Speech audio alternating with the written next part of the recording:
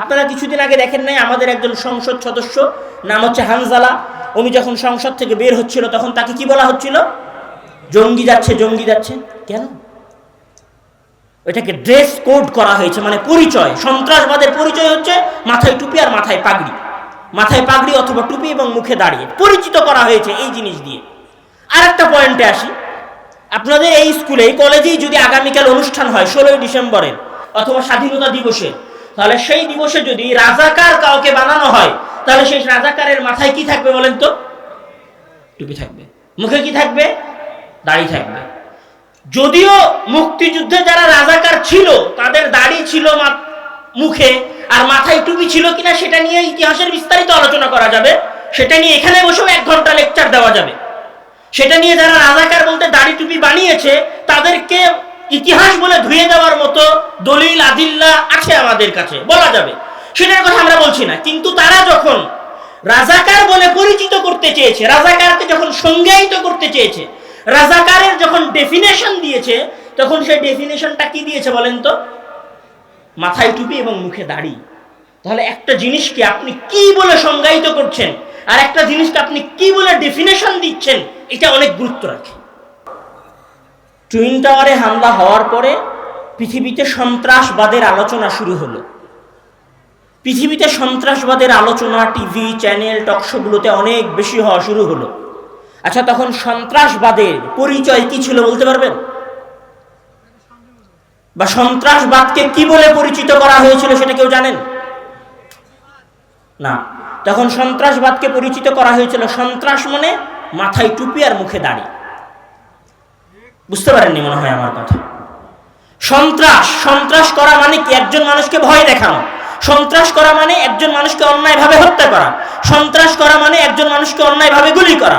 সন্ত্রাস করা মানে একজন মানুষের উপর বম ফেলা। যে বম ফেলে, যে গুলি করে, যে হত্যা করে, সে হচ্ছে সন্ত্রাসী। এখন সন্ত্রাসীর সংজ্ঞা কি হবে?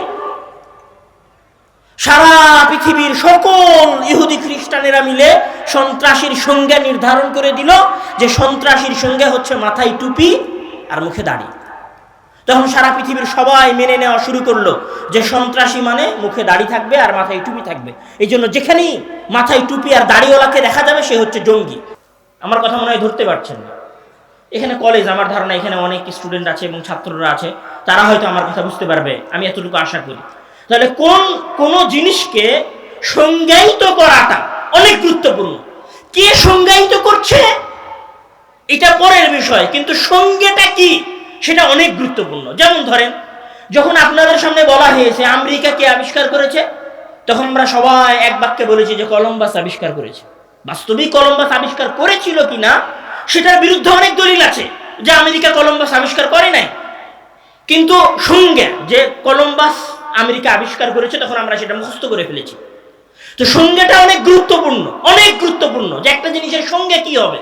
তাহলে সময়ের সংজ্ঞা কি হবে এটা অনেক গুরুত্বপূর্ণ। আমার কথা মনে হয় আপনারা বুঝতে পারেননি।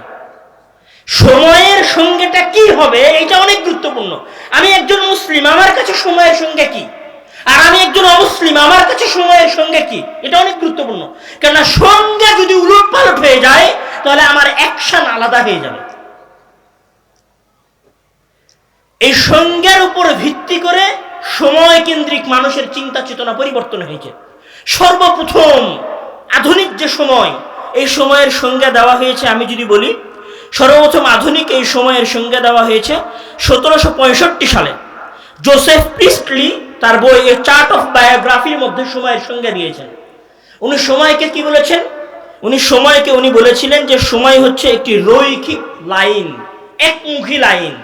একমুখী লাইন মানে, আমি বুঝিয়ে বলছি আপনাদের জন্য, সময় একমুখী। আপনাদের অনেকেই মনে হতে পারে যে সময়ের আবার সংজ্ঞা দরকার হয় নাকি, সময় তো সময়, এর আবার সংজ্ঞা কি আছে? হ্যাঁ, সময়ের সংজ্ঞা আছে। আধুনিক বিশ্বে সময়কে রৈখিক সময় বলা হয়। রৈখিক সময় মানে কি, যে 2001 সাল ছিল, 2002 সাল এসেছে, তারপরে 3 সাল, তারপরে 4 সাল, তারপরে 5 সাল, তারপরে 6 সাল, তারপরে 10 সাল। সময় এইভাবে সামনের দিকে আগাতে থাকবে। আর রৈখিক সময়ের সবচেয়ে বড় পয়েন্ট হচ্ছে যেই সময় একবার অতিবাহিত হয়ে গেছে সেই সময় আর সেই সময়ের কাজ কোনোদিন ফিরে আসবে না।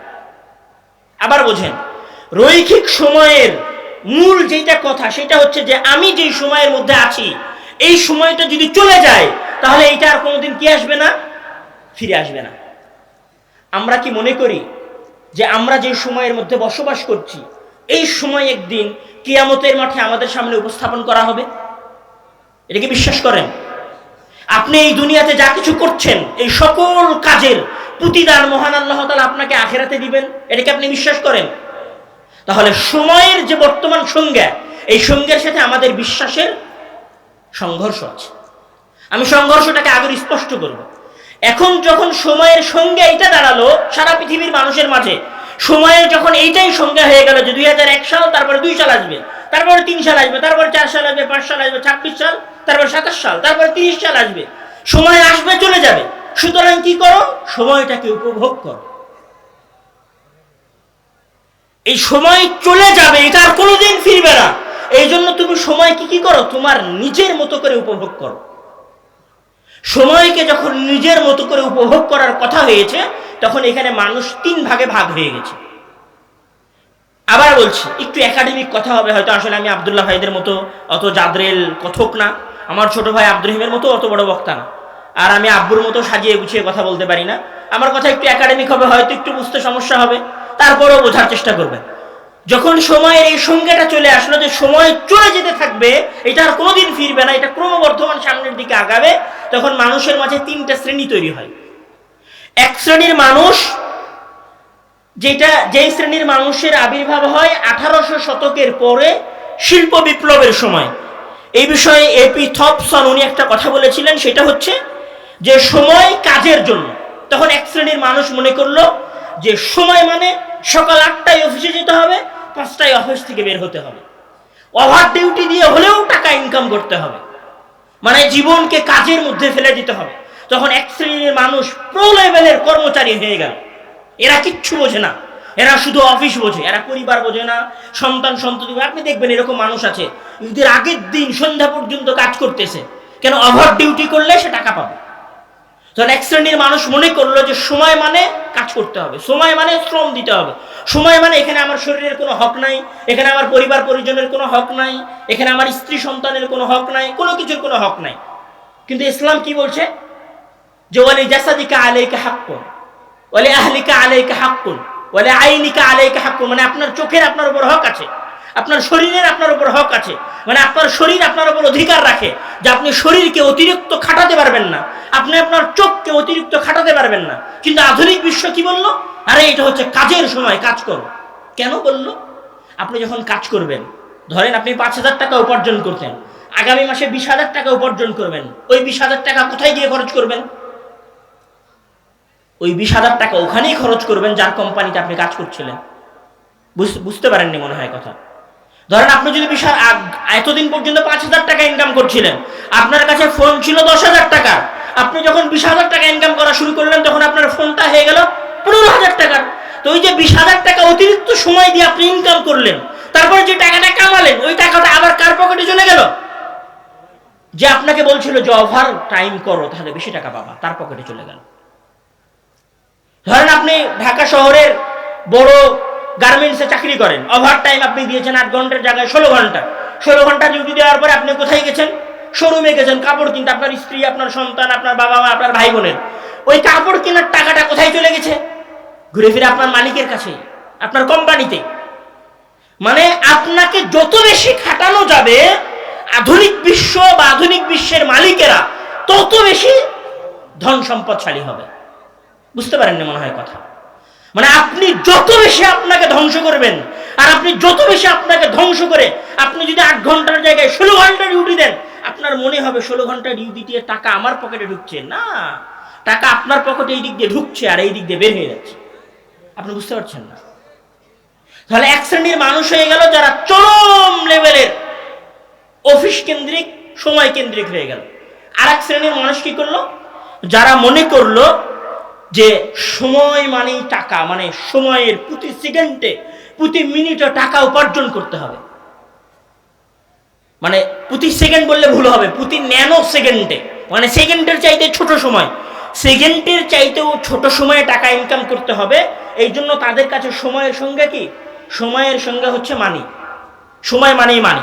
সময়ের এই সংজ্ঞা সর্বপ্রথম কে দিয়েছিলেন? 1748 সালে বেঞ্জামিন ফ্র্যাঙ্কলিন।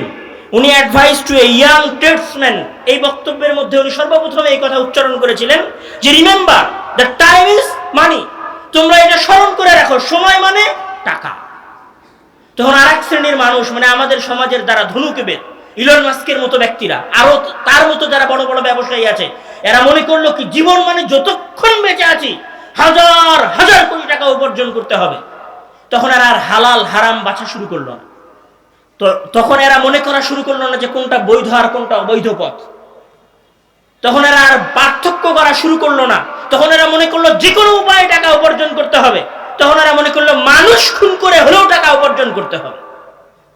মানুষ খুন করে হলে টাকা উপার্জন করতে হবে মানে, আমি আপনাকে বলি যে আপনারা বাগদাদে ইরাকে একসময় একটা ফিতনা আবির্ভূত হয়েছিল জঙ্গিদের, ISIS, আপনারা নাম শুনেছেন, যাদের কালো পতাকা ছিল, নাম শোনেন না আপনারা? একসময় আসছিল তালেবান, তো আরো এরকম বিভিন্ন সন্ত্রাসী সংগঠন আসছে। এই সন্ত্রাসী সংগঠনগুলো মানুষকে হত্যা করতো। কি দিয়ে হত্যা করতো? AK-47 এই ধরনের উচ্চমানের গুলি দিয়ে তারা মানুষকে হত্যা করতো।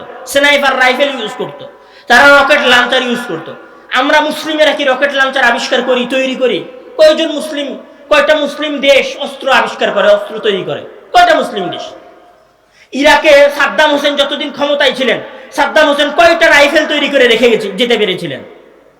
লেবাননে মুসলমানেরা কয়টা রাইফেল তৈরি করে রেখে যেতে পেরেছিল?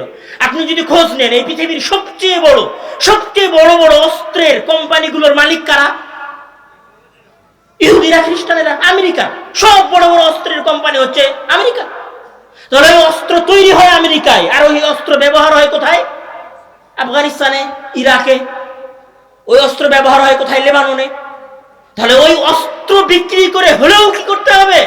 টাকা উপার্জন করতে হবে। হয় জীবন দিয়ে টাকা উপার্জন করতে হবে, নাহলে জীবন নিয়ে টাকা উপার্জন করতে হবে।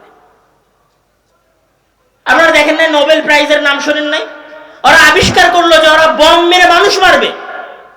বম মেরে মানুষ মারলো, সেই বম বিক্রি করলো, আর সেই বমে বিক্রি করার টাকা দিয়ে সারা পৃথিবীর মানুষকে এখন কি দিল? নোবেল প্রাইজ দিল। মানে এদের চিন্তাধারা হচ্ছে এরকম। মানুষ আমাদের দেশেও আছে, এই যে সারাদিন আমরা লেকচার দিচ্ছি যে মাদক দ্রব্য ব্যবহার করা যাবে না। আচ্ছা, মাদক দ্রব্যের সবচেয়ে বড় বড় কোম্পানি কাদের কাছে আছে? আমাদের বাংলাদেশে মাদক দ্রব্যের সবচেয়ে বড় বড় কোম্পানি আছে নাকি?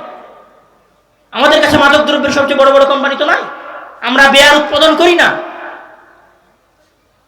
আমরা হাঙ্কের মতো দামি কোম্পানি আমরা চালাই না, আমরা হেরোইন, কোকনের মতো দামি জিনিস আমরা উৎপাদন করি না। তাহলে এগুলো কোথায় উৎপাদন হয়? উন্নত বিশ্বে উৎপাদন হয়। উন্নত বিশ্বে এগুলো উৎপাদন করে, টাকা কামায়। সেই টাকা আবার আমাদের দেশের এনজিওদেরকে দেয়, দিয়ে কি বলে যে মাদক বন্ধ করতে হবে। বুঝতে পারেন না মনে হয় কথা? এটাই খেলা, এই খেলাই চলছে, আর আমরা পাগলের মতো এই খেলার পিছনে ছুটতেছি। এই যে যত এনজিও গুলো আছে না, বাংলাদেশের যত এনজিও আছে, অত দূর যাওয়া লাগবে না। যে অ্যাপস্টিন ফাইল প্রকাশ পাইছিল না, অ্যাপস্টিন ফাইলের নাম শুনেছেন? পোলাপান সবাই অ্যাপস্টিন ফাইলের কথা জানে। অ্যাপস্টিন ফাইলে কি ট্রাম্প থেকে নিয়ে শুরু করে ওই যে উইন্ডোজের মালিক বিল গেটস পর্যন্ত, উইন্ডোজ এক্সপির মালিক বিল গেটস পর্যন্ত, এরা সবাই কি অ্যাপস্টিন ফাইলের সাথে জড়িত। এরা সবাই কিশোরী, অল্প বয়সী বাচ্চাদেরকে উপভোগ করত। একদম ক্লিয়ার বাংলায় বলে, অল্প বয়সী মানে 10-12 বছর বয়সী বাচ্চাদের সাথে শারীরিক সম্পর্কে লিপ্ত হতো এরা। এই অ্যাপস্টিন ফাইলের আমরা দেখেছি অ্যাপস্টিন দ্বীপে এগুলো তারা করত। এই যে বিল গেটস আপনি দেখবেন যে তার নামে বিশাল করে সংবাদ প্রচারিত হচ্ছে যে তিনি তার সম্পদের 60% সম্পত্তি দান করে দিয়েছেন। দান করে দিয়ে কি শিখাচ্ছে? ওই দান করা টাকা আপনাদের দেশের এনজিওরা আমেরিকা থেকে নিয়ে আসতেছে আর বলতেছে, খবরদার বাবা, আপনার মেয়েকে কিন্তু 18 বছরের আগে বিয়ে দিবেন না। কেন? 12 বছরে যে তুমি যার কাছ থেকে টাকা নিয়ে এসেছো, সে যে অন্য দেশ থেকে মেয়ে নিয়ে এসে উপভোগ করে, ধর্ষণ করে, হত্যা করে, পানিতে ভাসিয়ে দিয়েছে, সেটার বিচার কোথায়? সেটার বিচার আছে নাকি? সেটার কোনো বিচার নাই। তাহলে এখানে এক শ্রেণীর মানুষ তৈরি হয়েছে যখন সময়ের সঙ্গে নির্ধারণ হয়ে গেছে যে সময় মানে দুনিয়াকে উপভোগ করতে হবে, সময় মানে আজকে যেটা আছে আগামীকাল সেটা থাকবে না, আর আগামীকাল যেটা আসবে সেটা গতকাল থাকবে না, তাহলে এখানে দ্বিতীয় শ্রেণীর মানুষ তৈরি হয়েছে যারা মনে করেছে সময় মানে টাকা, সুতরাং তোমরা প্রতি সেকেন্ডে টাকা উপার্জন করো। এই যে এখনকার সময়ের সবচেয়ে বড় ধনী মানুষ টেসলার মালিক যিনি ইলন মাস্ক, ওনার প্রায় $850 বিলিয়ন টাকা। $850 বিলিয়ন টাকা মানে আপনি হিসাব করতে পারবেন না কত টাকা, 1000 বছর খাইলে শেষ হবে না। টাকা কিভাবে উপার্জন করেছে? প্রতি সেকেন্ডে এই টাকা তারা উপার্জন করতেছে। এবার আসেন তৃতীয় শ্রেণীর মানুষ। যখন বলা হয়েছে যে আজকের দিন এই দুনিয়াটাই তোমার, আর কোনো কিছু না, তখন এখানে তৃতীয় শ্রেণীর মানুষ তৈরি হয়েছে। এক শ্রেণীর মানুষ প্রথমে বললাম যারা কলকারখানায় কাজ করে, কোম্পানিতে কাজ করে, ব্যাংকে জব করে, অফিস আদালতে কাজ করে। দ্বিতীয় শ্রেণীর মানুষ যারা ব্যবসায়ী, কোটি কোটি টাকার ব্যবসা করে, তাদের একটা অবস্থা। তৃতীয় শ্রেণীর মানুষ যারা মনে করেছে কি, আপনাদের ভাষায় একটা ডায়লগ আছে, 2 দিনের দুনিয়া নাকি যেন বলে, খাওয়া দাও ফুর্তি করো দুনিয়াটা মস্ত বড়, এরকম কি যেন একটা ডায়লগ আছে। তখন এদের খাওয়া শুরু হয়েছে কোথায় জানেন? এটা হচ্ছে 3 নাম্বার শ্রেণীর, তৃতীয় শ্রেণীর মানুষ আর কি। তৃতীয় শ্রেণী বলতে আমি গালি দিচ্ছি না, মানে ছোট শ্রেণীর বোঝাচ্ছি না, আমি 3টা ভাগে মানুষকে ভাগ করতেছি। এই সময়ের এই সঙ্গের কারণে এখানে তৃতীয় একটা শ্রেণী তৈরি হয়েছে মানুষের। এরা কি মনে করেছে যে সময়ে খাইতে হবে, ফুর্তি করতে হবে, আনন্দ করতে হবে, এটার জন্যই দুনিয়া। তখন এদের খাওয়া কোথায় জানেন? তখন এদের খাওয়া হচ্ছে চায়ের স্টলে 5 টাকার একটা চা, কতক্ষণ ধরে? 5 ঘন্টা ধরে অথবা 3 ঘন্টা ধরে। আরে 2 দিনের তো দুনিয়া, কি করবি এত পড়াশোনা করে, চল একটু আড্ডা দিয়ে আসি, মরেই তো যাবি, আর তো থাকবেই না, তাহলে একটু ফুর্তি করে নে। এদের ফুর্তির খাওয়া এটা হচ্ছে চায়ের কাপ। আর ফুর্তি কোথায় জানেন? এদের ফুর্তি হচ্ছে ঈদ যখন আসবে তখন একটা নসিমন ভাড়া করবে, আর নসিমনের উপরে একটা সাউন্ড বক্স লাগাবে, তারপরে এবার গান বাজাবে, আর বগুড়া শহরে আসবে গ্রাম থেকে ঘুরতে। এটা হচ্ছে ওদের ফুর্তি। মানে এরা এত হতভাগা যে এরা যে খাওয়ার জন্য 5 স্টার একটা হোটেল পর্যন্ত যাবে মমইনে। আল্লাহর কসম করে বলছি, মমইনের দেখা দৃশ্য বলছি। মমইন আপনি ঈদের দিন যান, ঈদের পরের দিন যান, দেখবেন যে মমইন ভর্তি হয়ে আছে মানুষে, পা রাখার জায়গা নাই, সব সেলফি তুলতেছে, ছবি তুলতেছে, কেউ গান বাজাইতেছে। আর ভেতরে 5 স্টার হোটেলে যেখানে খাবার দেয় ওখানে যান, সিট খালি, 5টা-10টা মানুষ। তাহলে এদের ফুর্তি কোথায়? এদের ফুর্তি হচ্ছে 5 টাকা পর্যন্ত, 10 টাকা পর্যন্ত, 100 টাকা পর্যন্ত। এরা এটাই মনে করে আর এটাকেই ফুর্তি মনে করে, তখন এইটার পিছনে কি করতেছে? সময় ব্যয় করতেছে। তাহলে এদের জন্য সবচেয়ে বড় আফসোস, এদের জন্য 2টা আফসোস। এক, যে এরা সময়কে কাজে না লাগানোর কারণে তো এই সময়কে ঠিক মতো উপভোগ করতে পারছে না। আরে 5 টাকার একটা কাপের কি মূল্য আছে? তুমি যদি ফুর্তি করার জন্য থাইল্যান্ড যাইতা, তুমি যদি ফুর্তি করার জন্য দুবাই যাইতা, তাহলে একটা কথা বলতাম, ওকে ভাই তুমি দুনিয়াটারে উপভোগ করেছো, খালাস, যাও, দুনিয়া তো পাইছো, আখিরাত পাও আর না পাও। সেটা তো হয় নাই। দ্বিতীয় যে এদের সবচেয়ে বড় লাঞ্ছনার বিষয়, সেটা হচ্ছে যে এরা অন্যদের গিনিপিগ হয়ে গেছে। গিনিপিগ মানে অন্যদের দ্বারা ব্যবহৃত হয়েছে। সময়ের প্রতি কনসার্ন না থাকার কারণে, সময়ের প্রতি মনোযোগ না থাকার কারণে, সময়ের সদ্ব্যবহারের আকর্ষণ না থাকার কারণে কিভাবে ব্যবহার হয়েছে জানেন? শুধু ব্যবহার হয় নাই, এদের মাধ্যমে সারা পৃথিবীর বড় বড় কোম্পানিগুলো টাকা উপার্জন করেছে। কিভাবে টাকা উপার্জন করেছে? এই পৃথিবীর সবচেয়ে বড় কোম্পানিগুলোর একটা কোম্পানি হচ্ছে ইউটিউব, এই পৃথিবীর সবচেয়ে বড় কোম্পানিগুলোর একটা কোম্পানি হচ্ছে ফেসবুক, এই পৃথিবীর সবচেয়ে বড় কোম্পানিগুলোর একটা কোম্পানি হচ্ছে হোয়াটসঅ্যাপ, এই পৃথিবীর সবচেয়ে বড় কোম্পানিগুলোর একটা কোম্পানি হচ্ছে স্ন্যাপচ্যাট, এই পৃথিবীর সবচেয়ে বড় কোম্পানিগুলোর একটা কোম্পানি হচ্ছে ওই যে টেলিগ্রাম, এই পৃথিবীর সবচেয়ে বড় কোম্পানিগুলোর একটা কোম্পানি হচ্ছে ওই যে যেটাতে হচ্ছে স্ট্যাটাস দেয় অনেক দামি দামি ধনী ধনী মানুষেরা, ওটার নাম জানো কি? এক্স। এটার নাম আগে জানো কি ছিল? হ্যাঁ, টুইটার। এটার নাম আগে টুইটার ছিল। এই যে টুইটার চালায়, এই যে ফেসবুক চালায়, এই যে হোয়াটসঅ্যাপ চালায়, এই হোয়াটসঅ্যাপের টাকা পায় হোয়াটসঅ্যাপের মালিক, ফেসবুকের টাকা পায় ফেসবুকের মালিক। আর এই ফেসবুকে ভিডিও দেখে কে? আরে ফেসবুকে ভিডিও দেখে কে? আমার আপনার মতো 3 নাম্বার শ্রেণীর ভবঘুরেরা, যার কাছে সময়ের কোনো মূল্য নাই। ওই একবার ফেসবুক খুলেছে, এরকম করে খুলেছে তো চেয়ারের উপরে বসে থেকে চালাইতেছে ফেসবুক চলতেছে 2 ঘন্টা। আর দাখিল পরীক্ষার সামনে এসএসসি পরীক্ষা, বলছে 5 মিনিটের জন্য একটু ফেসবুকটা চালাই। 5 মিনিট মনে করে ফেসবুক হাতে নিয়েছে, দেখে আধা ঘন্টা নাই। সেই আধা ঘন্টায় কে টাকা উপার্জন করে নিয়ে গেছে? এই আধা ঘন্টায় কে টাকা উপার্জন করে নিয়ে গেছে? পাগলেরা। ডোন্ট মাইন্ড, পাগল বলছে আপনাদেরকে। আপনারা পাগল। বসে থেকে নিজেদের সময় ধ্বংস করেছেন, আর আপনাদের সময়ের উপরে আরেকজন মানুষ কি হয়ে গেছে? কোটিপতি হয়ে গেছে। আর আপনি একটা ভাঙ্গা টুলের উপরে ছোট্ট একটা কুড়ে ঘর, চায়ের স্টলে গিয়ে 5 টাকার একটা চায়ের কাপে ফু দিয়েছেন, বাস। বর্তমান সময়ের সবচেয়ে বড় একটা গেম আছে, গেমের নাম হচ্ছে পাবজি। পাবজি গেম কে খেলে? আচ্ছা, এদের আরো এরা কত নিচে নেমে গেছে আমি সেটা দেখাই। এরা তো দেখে আবার কি করে জানেন? ওই পাবজি গেম যে ছেলেটা খেলছে, মানে এখানে আবার 2 ধরনের মানুষ আছে। একটা হচ্ছে পাবজি গেম শুধু খেলে, আর একটা হচ্ছে পাবজি গেম খেলে টাকা ইনকাম করে। পাবজি গেম খেলে এই গেমটা ভিডিও করে, অথবা গাড়ি চালানোর গেম এটাকে ভিডিও করে, ভিডিও করার পরে সেটা ইউটিউবে ছেড়ে টাকা ইনকাম করে। ওই ভিডিও গেম আবার আমাদের বাংলাদেশের এই অথর্বরা দেখে। মানে এরা এত বেকার, এরা এত অথর্ব যে আরেকজনের গেম খেলাটা দেখে। আরে পাগল, গেম খেললে তো নিজে আনন্দ পাইতো, ও নিজেও আনন্দ পায় না, আরেকজনের গেম খেলা দেখে। এটা হচ্ছে আমাদের যুবক শ্রেণীর অবস্থা।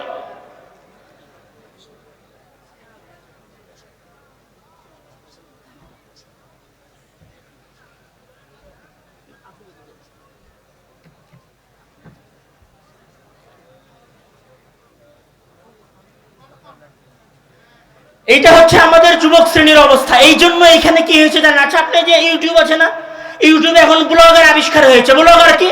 ব্লগার হচ্ছে, শোনেন প্রিয় দর্শক বৃন্দ, আমি এখন ভাত খাচ্ছি, এই যে দেখেন আমার সামনে গরুর গোস্ত আছে, মাছ আছে। আর এই বাঙালি ভাত খাওয়ার ভিডিও দেখে। আরে ভাত, ওই গোস্ত খাওয়ার ভিডিও দেখছে। আল্লাহর হস্তে যদি মাসে 1 দিন বা 2 দিন গোস্ত খাইতে পারতো, গরুর গোস্ত কিনে দাও, একটা কথা ছিল। ওই বগুড়া অঞ্চলের সবচেয়ে গরিব ঘরের সন্তান, ওর বাপ সপ্তাহে 1 দিন গোস্ত কিনে খাওয়ার সক্ষমতা রাখে না। আর ওই পাগল কি করে? আর গোস্ত খাওয়ার ভিডিও দেখে বসে বসে। ও জানিস আজকে না অমুক ব্লগার, ওর নাম হচ্ছে অমুক, আজকে দুবাই ঘুরতে গেছিল, দেখ দুবাই কত সুন্দর। ওইখানে বসে থেকে আর দুবাই যাওয়ার ভিডিও দেখে পাগল। আর এর ওই ভিডিও দেওয়া দেখে ওই যে পাগল যে ভিডিও দেখতেছে, মানে আমার আপনার মতো অথর্ব, আমার আপনার মতো পাগলের আমরা যে ভিডিওটা দেখতেছি, ওই ভিডিও দেখার টাকা উপার্জন করতেছে। ওই টাকা উপার্জন করে বাড়ি বানাচ্ছে, ওই টাকা উপার্জন করে বিদেশে ঘুরছে। আর আপনাকে বলছে, সম্মানিত দর্শক মন্ডলী, আপনারা আবার আমাদের সাথে থাকবেন, আমরা নিয়মিত আপনাদেরকে আমাদের আপডেট দিব। ওই মনে করছে ঠিক আছে ভাই, আমি আপনার সাথে থাকবো, আপনি আপডেট দিয়েন, আমার সময়গুলো নষ্ট করবো।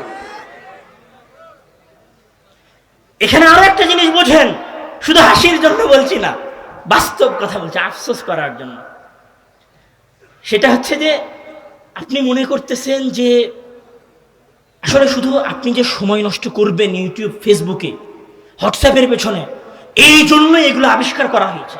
একটা প্রশ্ন করি আপনাদেরকে, আচ্ছা ইউটিউবে যখন নোটিফিকেশন আসে উপরে, মেসেঞ্জারে যখন নোটিফিকেশন আসে, ফেসবুকে যখন নোটিফিকেশন আসে, তখন এই নোটিফিকেশনগুলো লাল আসে কেন?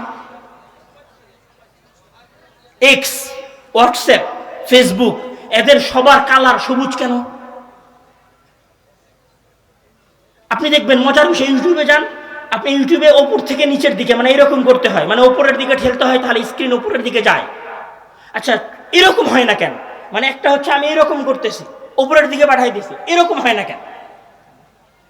মাথায় প্রশ্ন জাগেনি? পৃথিবীর সবচেয়ে বিচক্ষণ, সবচেয়ে বুদ্ধিমান গবেষকেরা, আবার বলি পৃথিবীর সবচেয়ে ট্যালেন্টেড মানুষেরা, পৃথিবীর সবচেয়ে বুদ্ধিমান মানুষেরা হাজার হাজার লক্ষ টাকা শুধু এটার পিছনে খরচ করতেছে যে কিভাবে বাংলাদেশের মতো অনুন্নত দেশের গাধাগুলোকে ফেসবুক আর ইউটিউবের সাথে লাগিয়ে রাখা যায়। তখন ওরা বুদ্ধি, এখানে একটা উদাহরণ দেয়। এখানে একটা গবেষণা আছে, যে গবেষণাটা করা হয়েছিল গুগলের উপরে। গবেষণাটা আপনারা যাদের কাছে মোবাইল আছে, মোবাইলে সার্চ দিতে পারেন, 41 শেডস অফ ব্লু এক্সপেরিমেন্ট, এটা একটা গবেষণার নাম। মানে ব্লু যে কালার আছে, এই ব্লু কালারের উপরে 41টা কালার আছে। মানে একটা ব্লু, ডিপ ব্লু, হালকা ব্লু, লাইট ব্লু, ব্লুর সাথে সাদার মিশ্রণ, ব্লুর সাথে কালোর মিশ্রণ, ব্লুর সাথে লাল মিশ্রণ, ব্লু এই রঙের 41টা রং আছে। তখন 41টা রঙের মধ্যে কোন রংটা পারফেক্ট হবে মানুষের জন্য, এইটা বাছাই করার জন্য একটা গবেষণা হয়েছিল। এই গবেষণা চালিয়েছিল কে? গুগল নিজে। জাস্ট একটা গবেষণার মাধ্যমে গুগল তাদের লাভকে বাড়িয়ে নিয়ে গিয়েছিল, মানে লাভ করেছিল ব্যবসায় প্রায় $200 মিলিয়ন মতো।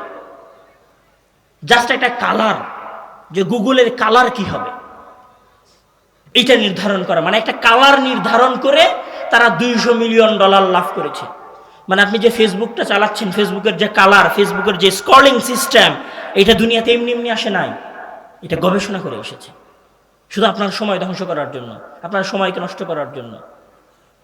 আর আমরা পাগলের মতো ফেসবুক, ইউটিউব আর হোয়াটসঅ্যাপের পেছনে সময় নষ্ট করতেছি। আমি আমার কথা দীর্ঘ করব না, আমার কথা আরো অনেক কিছু বলার ছিল, শুধু এখানে আমি কয়েকটা কথা বলে চলে যাই। যে আসলে আরেকটা মজার বিষয় বলি, ফেসবুক এবং ইউটিউবের। আপনাদের অনেকের এরকম হয় না যে আপনি কারোর সাথে একটা বিষয় নিয়ে কথা বলছিলেন, ধরেন আপনি বলছিলেন যে বাসায় আপনি একটা খাট কিনবেন, নতুন চৌকি, তো আপনি কিছুক্ষণ পরে ফেসবুকে ঢুকে দেখেন যে শুধু ফার্নিচারের ভিডিও আসতেছে। হয় না এরকম? কেন হয়?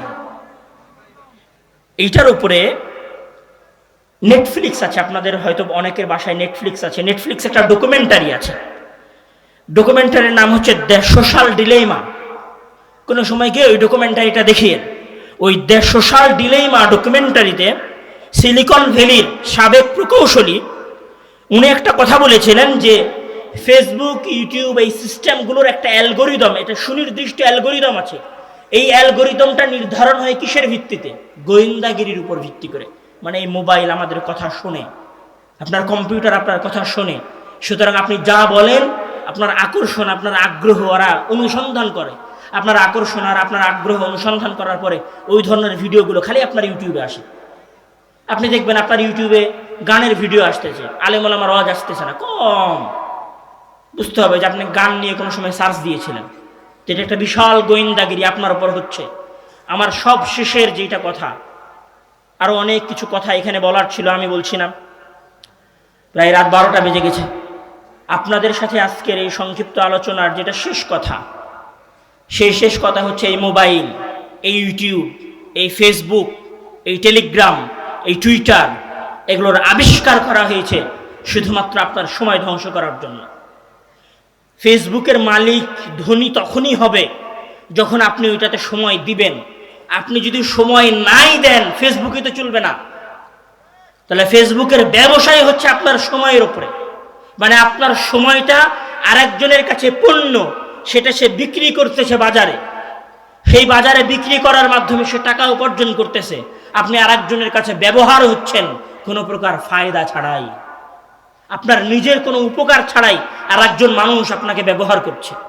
এই ফেসবুক এবং এই ইউটিউব ব্যবহারের সবচেয়ে যেটা ক্ষতিকারক দিক, সেটা হচ্ছে এই ফেসবুক এবং ইউটিউবের ব্যবহার আপনাকে সৃজনশীলহীন করে দেয়। সৃজনশীলহীন মানে একজন মানুষ চিন্তা করার ক্ষমতা হারিয়ে ফেলে। আপনি মনে করবেন যে আমি হয়তো এমনি কথা বলতেছি। ডক্টর বেন শফটি উনি একটা গবেষণা করেছিলেন। ওই গবেষণা করে উনি বলেছিলেন যে মানুষের মধ্যে একটা সিস্টেম আছে যেটাকে বলা হয় default mood network. Default mood network মানে একজন মানুষ যখন সকল কাজ থেকে মুক্ত হয়ে যায়, তার কোনো কাজ থাকে না, মানে কোনো ধরনের টেনশন প্যারা থাকে না, একদম একটু রিল্যাক্স হয়, তখন ওই মানুষের সৃজনশীলতা তৈরি হয়। সৃজনশীলতা মানে সে নতুন কিছু ভাবতে পারে। এখন আমাদের কাছে তো আসলে মোবাইল থাকে, মোবাইল যখন পকেটের মধ্যে থাকে তখন মাথার মধ্যে করে, আচ্ছা কেউ মেসেজ দিল নাকি, আচ্ছা আমার গার্লফ্রেন্ড আমার মেসেজ দিল মনে হয়, দেখি একটু আওয়াজ করলো, আমার বন্ধু মনে হয় আমার মেসেজ দিয়েছে। তো মাথা কি পায় না, রিল্যাক্স পায় না। ধর আপনি ঘুমাইছেন না, আমরা কিভাবে ঘুমাইতে যাই, লাস্ট মেসেজটা কার, দেখতে দেখতে দেখতে দেখতে যখন একদম চোখে ঘুম চলে এসেছে তখন মোবাইল রেখে দিয়েছে। তাহলে আপনার মাথা কি শান্তি পেয়েছে? আপনার মাথার ডিফল্ট মুড নেটওয়ার্কে যায়নি। ডিফল্ট মুড নেটওয়ার্ক মানে সহজ ভাষায় বলি এরোপ্লেন মুড চালু করা। এটাকে বলা হয় ডিফল্ট মোড নেটওয়ার্ক। আপনি যখন আপনার মাথায় এরোপ্লেন মোড চালু করতে পারবেন তখন আপনি সৃজনশীল হবেন। আর আমাদের অবস্থা হচ্ছে আমরা ঘুম যাই মোবাইল চালাতে চালাতে, আর ঘুম থেকে উঠে চোখে খুলিনি, মোবাইলটা কই, মোবাইলটা সবার কার মেসেজ। এটা হচ্ছে আমাদের অবস্থা। ভাইরে, এই অবস্থায় উন্নতি হবে না, এই অবস্থায় সমাজ পরিবর্তন হবে না, এই অবস্থায় বিপ্লব আসবে না, এই অবস্থায় আমরা এই সমাজকে কিছু দিতে পারবো না। আসেন আমরা সময়কে কাজে লাগাই, আসেন আমরা আমাদের সময়ের সৎ ব্যবহার করি। এই জন্য ইসলাম সময় কেন্দ্রিক যে আদর্শ নির্ধারণ করে দিয়েছে, ইসলাম সময়ের যে সংজ্ঞা দিয়েছে, সেই সংজ্ঞাটাই সবচেয়ে গুরুত্বপূর্ণ। ইসলামের সময়ের সংজ্ঞা কি? ইসলামের সময়ের সংজ্ঞা হচ্ছে লা ইয়াজুলু কাদাম আবদিন, কিয়ামতের দিন কোনো বান্দা এক পাও অগ্রসর হতে পারবে না যতক্ষণ পর্যন্ত না সে তার সময়ের হিসাব দিতে পারবে। তাহলে ইসলামের সময়ের সঙ্গে হচ্ছে সময় আল্লাহর নিয়ামত, এটাকে মেপে মেপে হিসাব করে করে খরচ করতে হবে। কোথায় খরচ করব সেটা ভেবে তারপরে এটাকে খরচ করতে হবে। না ভেবে, না চিন্তা করে হুটহাট সময় খরচ করা ইসলামের বিধান নয়। ভেবে চিন্তে সময় খরচ করতে হবে, এটাই ইসলামের বিধান। এটার উপরে আমাদেরকে আমল করতে হবে। আমরা যদি সময়কে ইসলামের বিধান অনুযায়ী কাজে লাগাতে পারি, তাহলে রাসূল সাল্লাল্লাহু আলাইহি ওয়াসাল্লাম এবং আল্লাহর ওই কথা আমাদের দ্বারা প্রতীয়মান হবে। রব্বানা আতিনা ফিদ দুনিয়া হাসানাতাও ওয়া ফিল আখিরাতি হাসানাহ। দুনিয়াও হাসিল হবে, আখিরাতও হাসিল হবে। দুনিয়াতে একটা সুন্দর জীবন হবে, কিছু টাকা পয়সা হবে, সুন্দর একটা ফ্যামিলি হবে, সময় নষ্ট হবে না, গাঞ্জাখোর মদখোর হব না, গেম খেলবো না, সময় নষ্ট করবো না, ভালো একটা রেজাল্ট হবে, মোটামুটি একটা চাকরি হবে। আর আখিরাতে সালাত আদায় করবো, সিয়াম পালন করবো, এই জন্য আখিরাতে জান্নাত পাবো। দুই কুল লাভ করা যেতে পারে শুধুমাত্র ইসলামী সময় ব্যবস্থার মাধ্যমে। আল্লাহ তাআলা আমাদেরকে আমাদের সময়কে কাজে লাগানোর তৌফিক দান করুক। আল্লাহুম্মা আমিন। ওয়া আখিরু দাওয়ানা আলহামদুলিল্লাহি রাব্বিল আলামিন।